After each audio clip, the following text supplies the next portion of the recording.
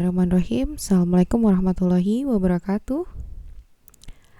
Selamat pagi, siang, sore, malam teman-teman semua.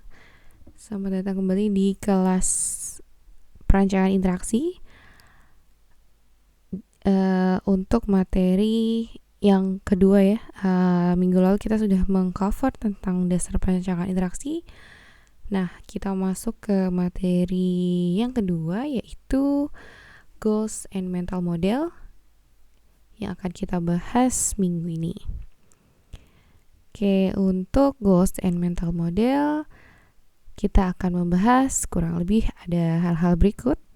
Yang pertama ada identifying user goal, ya, apa itu user goal, kemudian ada goals versus task, kemudian definisi mental model itu sendiri, karakteristik mental model, contoh mental model, dan kategori pengguna. Di video yang pertama ini kita akan membahas terlebih dahulu tentang identifying user goals dan perbedaan antara goals dan task. Oke, selamat mengikuti. Oke, kita mulai dulu dari melihat contoh-contoh di gambar ini ya, di slide ini. Teknologi itu ya, kalau teman-teman pikirkan ya, teman-teman lihat sebenarnya teknologi itu tercipta untuk membantu manusia mencapai tujuannya ya. Jadi filosofi teknologi itu pasti tercipta ya, teknologi apapun ya, sejak manusia zaman dulu sampai sekarang, teknologi itu diciptakan untuk membantu manusia mencapai tujuannya ya, atau goals. Nah, kita lihat gambar di paling sebelah kiri, yaitu di sini mungkin ada apa ya, kapak gitu, kapak atau sebuah alat gitu ya yang runcing di ujungnya ya. Kemudian yang kedua ini mungkin ada tungku gitu ya, ada alat untuk menyimpan apa ya, ini kayak seperti kendi gitu ya, yang lumayan besar gitu. Kemudian di bawahnya ada bara api gitu ya, atau kayu bakar gitu ya, sedang dibakar gitu.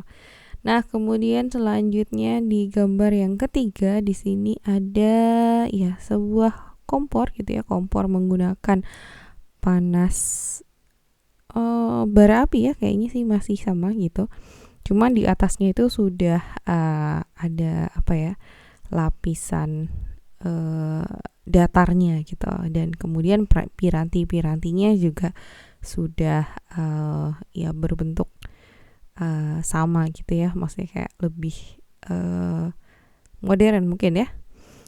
Kemudian yang selanjutnya ini di bawahnya ada microwave ya, seperti yang teman-teman tahu microwave atau mungkin oven ya. Jadi ada microwave yang bisa jadi oven juga. Kemudian yang terakhir, dua yang terakhir ya, ini mungkin mirip-mirip. Yang pertama ada Mac Delivery, logonya M seperti itu. Kemudian yang terakhir ada GoFood powered by Gojek. Bukan iklan ya ini ya, kebetulan aja karena mereka mungkin yang paling sering kita dengar gitu. Oke, persamaan dari gambar ini ya, ada 6 gambar ini. Persamaannya adalah semuanya adalah sama-sama teknologi ya. Kemudian sama-sama ya, seperti statement di atas, teknologi itu tercipta untuk membantu manusia mencapai tujuannya. Nah, kira-kira tujuannya apa nih teman-teman? Kalau teknologinya seperti ini ya, terlihat ya perkembangannya. Saya tuh mau menunjukkan nih, ternyata teknologi itu bisa terus berkembang, tapi sama-sama membantu manusia untuk mencapai tujuannya atau goal yang sama, seperti itu. Nah, kalau teknologinya seperti ini, goal yang sama, tujuan yang sama adalah sama-sama apa nih? Ya, untuk makan ya. Jadi dulu orang mungkin harus berburu terlebih dahulu untuk mendapatkan makanannya. Kemudian harus memasaknya di api yang menyala gitu ya, harus di ruang yang cukup luas gitu ya, supaya apinya tidak membahayakan tempat tinggalnya, seperti itu. Kemudian teknologi berkembang lagi nih, apinya itu bisa ditaruh di dalam sebuah tempat gitu ya, Kemudian berkembang lagi sampai kita nggak butuh api lagi buat masak, nggak untuk makan tuh nggak butuh api. Nah, kemudian berkembang lagi teknologi itu kita makan nggak butuh kompor, nggak butuh panci, nggak butuh kapak gitu ya. Kita tinggal pencet aplikasi di handphone kita seperti itu ya. Jadi intinya adalah teknologi itu tercipta untuk membantu manusia mencapai tujuannya atau goalsnya. Nah, di sini makanya kita mau membahas dulu apa sih sebenarnya goals itu. Ya, dan mungkin sedikit kenapa gitu ya. Kenapa sih kita tuh ngebahas tentang goals itu. Nah, ini kita lihat dulu apa itu user goal ya. Kalau definisinya sendiri sebenarnya user goal itu adalah ekspektasi atau harapan atas kondisi akhir. Ya, jadi kita tuh mau mencapai apa sih gitu ya. Jadi tadi kalau misalnya dari teknologi yang kita lihat ini nih, itu kita mau mencapai badan yang kenyang gitu ya. Karena manusia itu butuh makan gitu ya. Seperti itu. Jadi ekspektasinya adalah kita bisa makan ya untuk memenuhi kebutuhan makanan kita sehari-hari. Seperti itu. Nah, kenapa sih kita belajar user goal? Itu karena teknologi itu boleh berubah-ubah terus gitu. Tapi kita itu harus mencapai goal yang sama. Nah, teman-teman kalau dalam mendesain sesuatu juga harus selalu diingat-ingat sebenarnya itu kita tuh mau mencapai goal apa sih gitu. Karena kita akan biasanya muncul banyak ide atau kita itu berada di dalam dua pilihan misalkan seperti itu ya, kita mau bikin desain A atau desain B ya. Nah, kita ngelihat dulu nih tujuannya mau apa gitu ya. Goalnya itu apa? Yang lebih bisa membantu kita mencapai goal itu yang mana nih, desain A atau desain B seperti itu. Nah, ya jadi makanya kita harus ngelihat dulu, kita harus bisa mendefinisikan goal apa sih yang sebenarnya kita mau capai dalam mendesain sesuatu gitu. Oke? Nah, sekarang bedanya adalah user goal dengan task. Oke, kalau goal itu tadi adalah ekspektasi terhadap kondisi akhir, sementara task itu adalah langkah-langkahnya yang harus dilakukan untuk mencapai goal. Saya mau makan, langkah-langkah yang harus saya lakukan adalah satu, masak.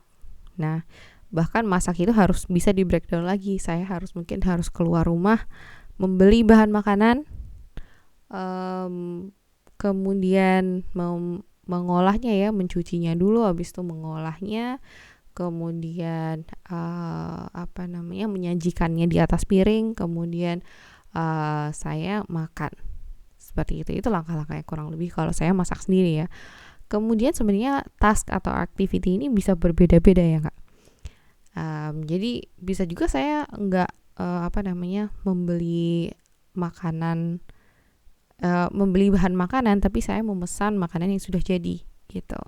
Atau saya misalkan keluar beli makanan di luar yang sudah jadi. Task ini jadi bisa berbeda-beda, goalnya tetap sama seperti itu. Nah, kita bisa lihat nanti kalau teman-teman bisa nge-breakdown task, nanti kalian bisa lihat sebenarnya yang mana sih yang paling nyaman buat user gitu ya untuk mencapai goalnya.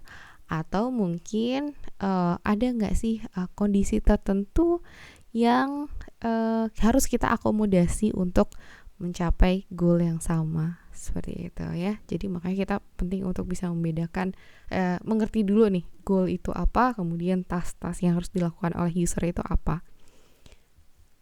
Oke, contoh user goals dan task.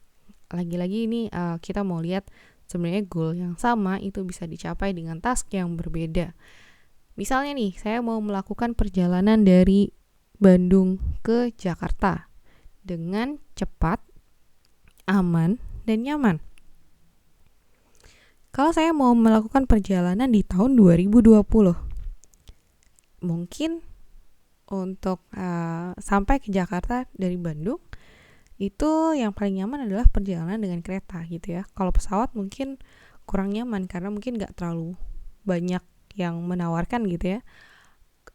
Kalau misalkan naik mobil mungkin macet gitu. Nah, mungkin paling nyaman adalah naik kereta gitu, dengan memesan melalui aplikasi. Sementara kalau saya mau melakukan perjalanan ini tahun 1940, itu mungkin cara yang paling cepat, aman, dan nyaman adalah menumpang mobil yang dikawal tentara agar tidak dicurigai Belanda, misalkan seperti itu. Mungkin di tahun 1940 itu tidak banyak orang yang melakukan perjalanan gitu ya ke luar kota, dan sehingga mungkin paling nyaman menumpang mobil yang dikawal tentara gitu. Kalau misalkan kita bawa mobil sendiri, mungkin banyak pemeriksaan atau semacamnya ya, sehingga kita mungkin kurang nyaman seperti itu. Oke, nah ini intinya adalah satu goal yang sama itu bisa dicapai dengan task yang berbeda gitu. Oke, kemudian kita bisa membahas juga tentang user goal. User goal ini mungkin ada 2, yaitu business goal dan personal goal.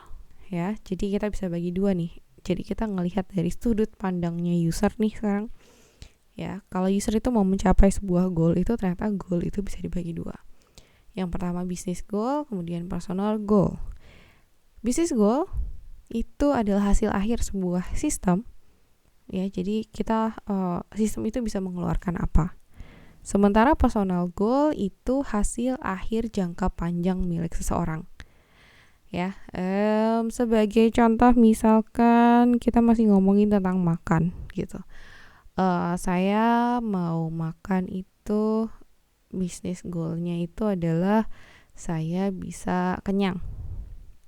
Oke, sementara personal goalnya itu saya mungkin dengan saya makan itu saya pengen menurunkan atau menaikkan berat badan gitu ya. Kalau misalkan ya mungkin makanan yang saya makan itu makanan yang cenderung sehat gitu ya, sehingga nanti harapannya misalkan dalam beberapa bulan itu bisa mengurangi berat badan. Oke, nah itu hasil jangka panjang yang ingin saya capai gitu. Jadi penting buat kita sebagai desainer juga bisa melihat dari kacamata jangka pendek dan jangka panjangnya gitu. Business goalnya itu kayak yang terdekat ini ya. Jadi kayak misalkan user menggunakan sebuah sistem itu outputnya apa. Tetapi kita juga harus ngelihat user itu pakai sistem ini nanti itu dia bisa mencapai goal jangka panjang apa gitu. Jadi kita harus bisa mempertimbangkan goal-goal seperti ini. Nah, nanti kita mau mencapai yang mana sih? Yang mana nih gitu. Business goal atau personal goal dulu gitu.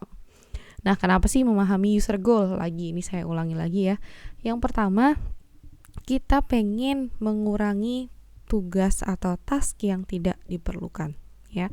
Tadi kan kita bisa lihat kalau satu user goal itu tasknya bisa berbeda-beda ya. Kemudian kalau misalkan kita sudah bisa breakdown tasknya, itu kita bisa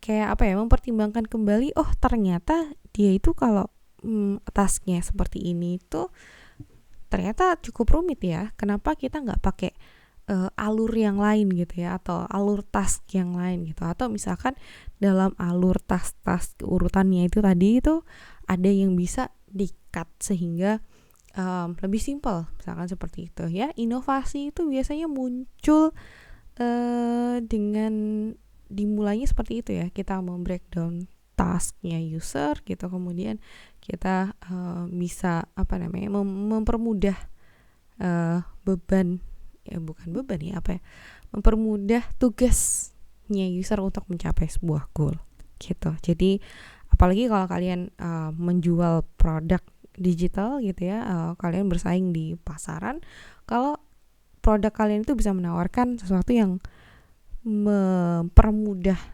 tugas user, pasti akan lebih banyak diminati seperti itu. Oke, yang kedua, memahami user goals itu kita ingin mencapai agar user itu bekerja lebih efektif ya, karena tasknya tadi misalkan bisa dikurangin gitu, sehingga waktu yang tersisa gitu ya, bisa dialokasikan untuk melakukan hal lain gitu. Jadi lebih efektif waktunya gitu ya, karena waktu itu apa ya, time is money lah gitu ya. Jadi banyak lah pokoknya, lebih efektif itu artinya efek jangka panjangnya ya, personal goalnya banyak yang lebih bisa dicapai nantinya, seperti itu.